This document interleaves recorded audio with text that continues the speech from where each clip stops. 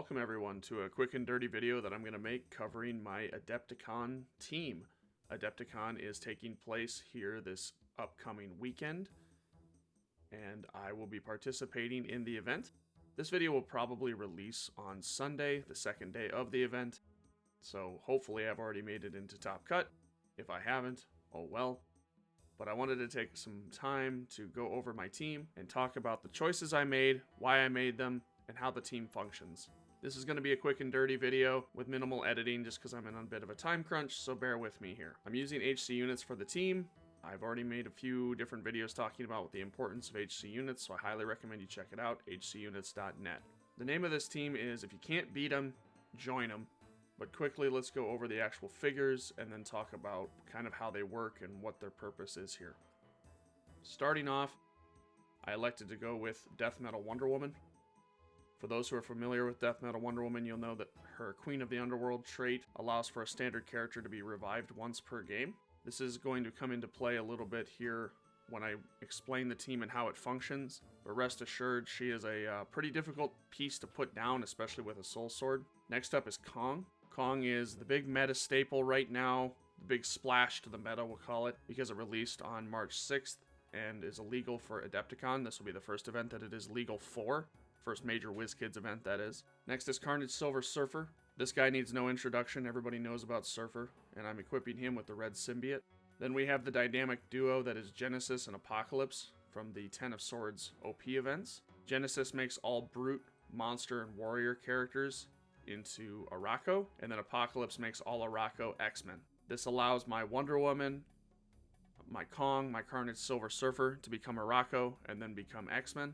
And then I'm rounding off the team with double Scott Porter, white and black shirt. White shirt's going to have the Sinestro Corps ring, and black shirt will have the Warlock sword. For my sideline, because I'm not playing a prime main force, I elected to go with Absorbing Man, and then we're using Scrappy Doo and War Machine to trigger off of the white shirt Scott Porter, since he has all of the keywords. I have Chthon to assign to various different characters on my force depending on the matchup. The characters are Wonder Woman, Apocalypse, and Scott Porter are the three that could potentially have Chthon. And since Chthon is assigned at the beginning of the game, I can assign a different character each game as necessary. My last two sideline elements are going to be Search for Amut's Tomb. This card has made a big splash in the meta over the last 6 months since its release, due to its ability to deal extra damage and score extra points. And then finally, I have Murder in the City Enduring. This is here purely because there's not anything else that I can put down. The sideline is kind of open for this type of team, and there's not a lot of elements that I could be using. So I figure if my opponent doesn't want to engage me and Scott Porter gets to remove tokens 6 or 9 times in a game, so be it. For my map choices, I elected to go with Wakanda, which is an outdoor 2x2 map, Morlock Tunnels, which is a 3x2 map that's all indoor and blocked up, and Daily Bugle Press Room, which is another 2x2 map that is indoor and blocked up. For my objects or terrain, I'm going with one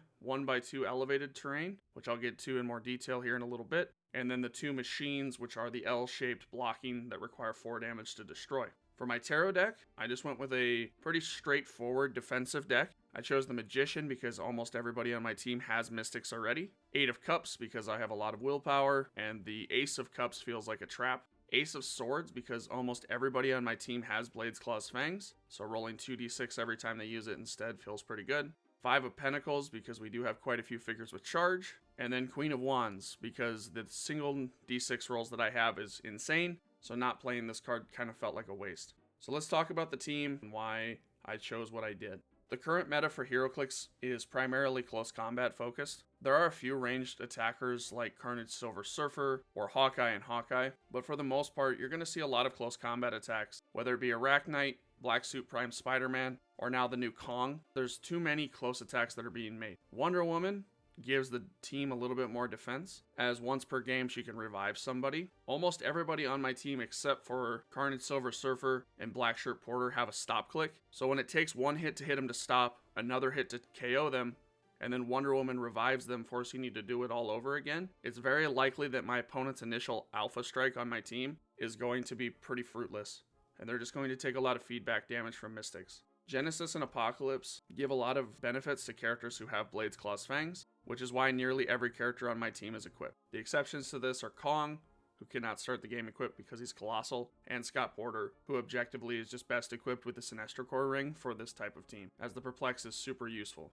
Apocalypse's ability to give all X-Men the ability to roll out of close attacks when they can use Blades, Claws, Fangs is unprecedented, and I think is very powerful for this current meta. When we look at the amount of close attacks that are made by characters like Kong and Black Suit Spider-Man, giving nearly every character on my force an additional rollout versus those teams that doesn't have to do with the Precision Strike or Battle Fury, and can't be outwitted on nearly anybody because of all the cosmic energy access that I have. It's just a really, really good combination. It's by this reason that I also decided to give the Warlock Sword to Blackshirt Scott Porter, as the shape change and extra blades rollout will be super useful. I elected to play Kong on the Force because of his prowess as a close attacker, starting off with 8-12, 19-4, and allowing for huge Quake attacks makes this team pretty incredible. Carnage Silver Surfer, as we know, is one of the best range attackers in the game, so I figured playing Carnage Silver Surfer as a ranged attacker would just be the best fit, as multiple attacks in a turn plus all of the excess healing that he has will allow him to stay in the game, especially when Death Metal Wonder Woman can potentially revive him should he get focused early. The Scott Porters don't really need much of an introduction, but they do provide me with a lot of excess powers, like Double Perplex, Probability Control, global rerolls, +1 attack and defense, and free healing every single turn. The free healing is probably one of the most overpowered aspects of this team, because I have so many stop clicks. Simply hitting a character to stop isn't good enough, and you have to finish them off, otherwise Porter will just heal them again next turn. Absorbing Man and the Sinestro Core Ring, making the Fire Hydrant, are the two ways that I deal with Barrier. Absorbing Man also just gives much needed power selection towards the end of the game. This team has no access to Outwit, so I am reliant on my sideline with Absorbing Man and Scrappy Doo to be able to use Outwit late game should Scott Porter be KO'd or the Absorbing Man tokens show up. War Machine allows for Scott, when he gets hit but not dies, to come out and give some extra enhancement, as well as preventing my opponents from using some of their additional stat bumps. And then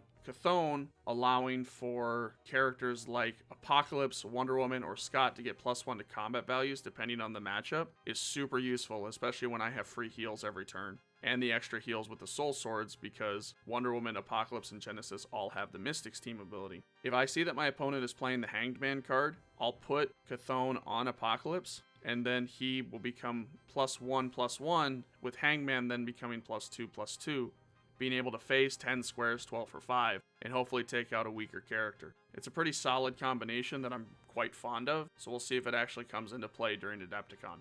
Search for Amut's Tomb is probably one of the most busted elements in Heroclix right now, because of its Evidence 6, dealing extra damage to characters who occupy or are adjacent to hindering, and Evidence 8, where you score an extra 10 points every time you KO an opposing character. Kong existing allows me to create debris fairly easily because of his Quake, just destroying, blocking, and creating debris. When Amut's Tomb is at 6, Kong's Quake suddenly does 4 damage, plus knockback into a wall for 5. He can just end a game in one turn if my opponent isn't careful.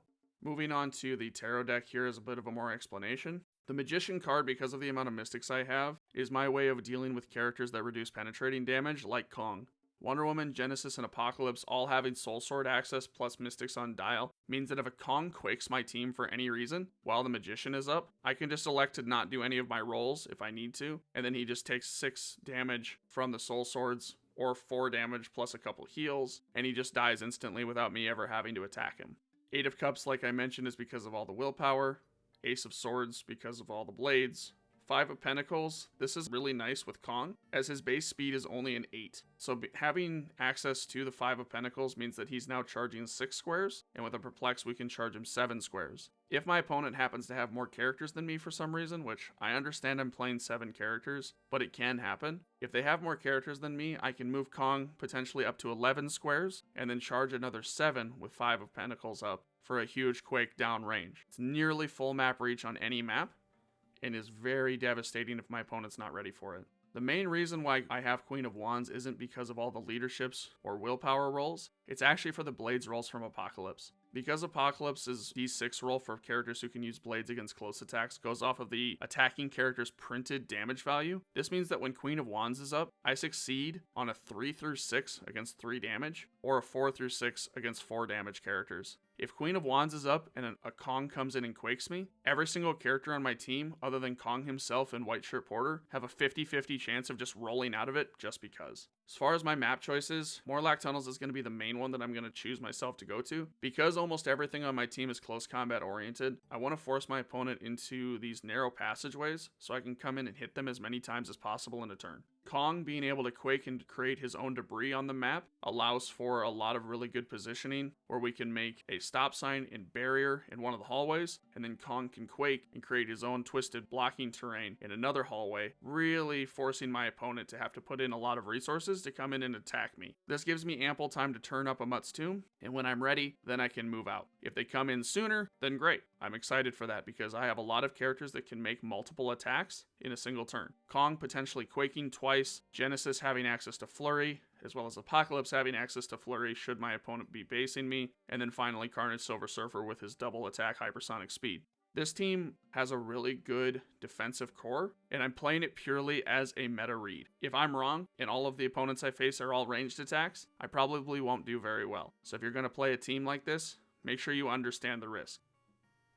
Switching over to Roll20, I just want to do a few positioning elements to show you how this team sets up and the sort of plays that I make when I get the map choice that I want. Obviously, if you're playing on a different map, or if your opponent is playing certain types of teams that you have to be prepared for, things are going to change slightly, but for the most part, this is kind of how this will set up. As you can see here, I have my characters on the right side showing what sort of equipments they're all starting with. It is important to remember that both Genesis and Apocalypse could potentially start with different swords other than the Soul Sword, should the matchup be excited for it. For example, 300 point Apocalypse. Genesis and Apoc don't start with Soul Swords. They start with Muramasa Blades. So that way you can put him down, make sure that he doesn't have a chance to actually use his defense powers. When looking at Chthon, like I said, you can have him on Apocalypse, you can have him on Scott, or you can have him on Wonder Woman. Any of those options are useful. You just have to be cognizant of your matchup and make sure that you're not putting yourself in a position to get messed up with extra action tokens and taking extra damage. For the most part, I'll start with Chthon just on Apocalypse because it's a safe bet,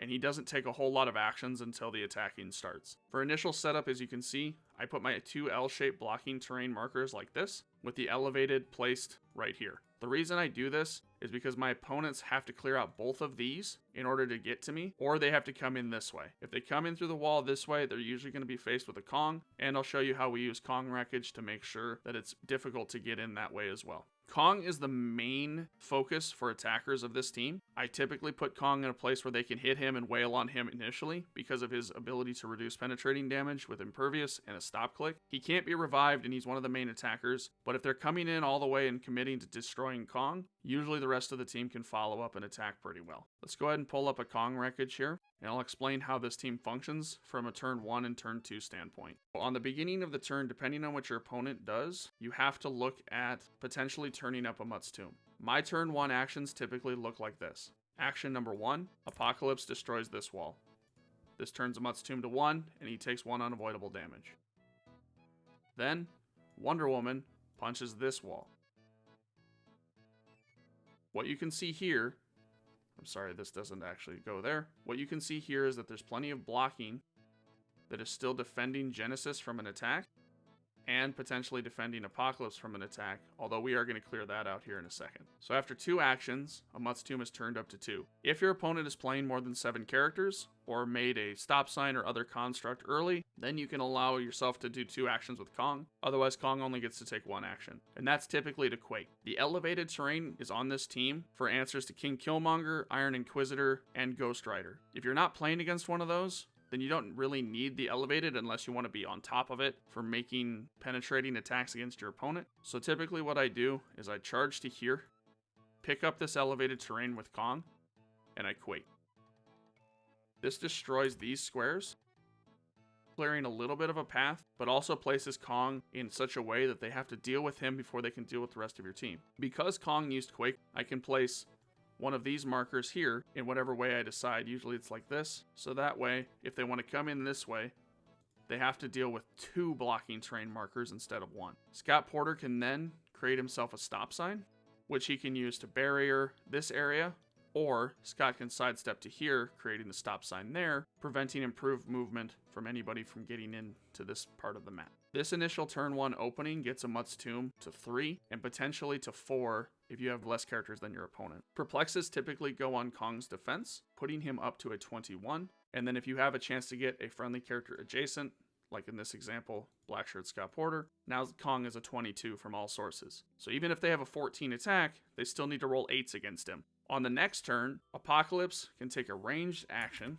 to destroy this square, after healing 1 click from Scott Porter at the beginning of the turn. Wonder Woman could charge, punching this square, and then Kong can charge to there, quaking 1 more time, creating another blocking terrain marker like so. If you do this, now you have a very solid defense for your opponent to have to chew through in order for them to get in and score points. When you're ready to engage, all you have to do is move to the bottom side and come out this way, or create an opening through various methods and go out that way.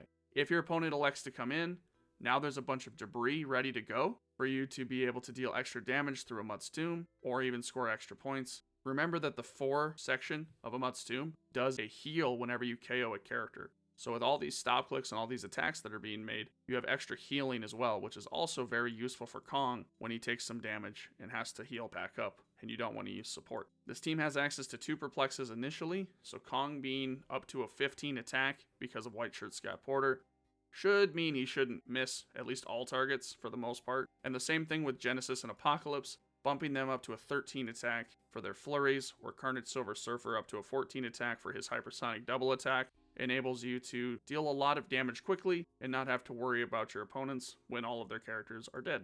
This is a basic general rundown of the team. I hope you found this insightful and understand the choices that I made. If you have any improvements that you would make to this team, feel free to leave them in the comments down below. Wish me luck at Adepticon, and I'll see you all soon with my next video. Thanks and have a great day.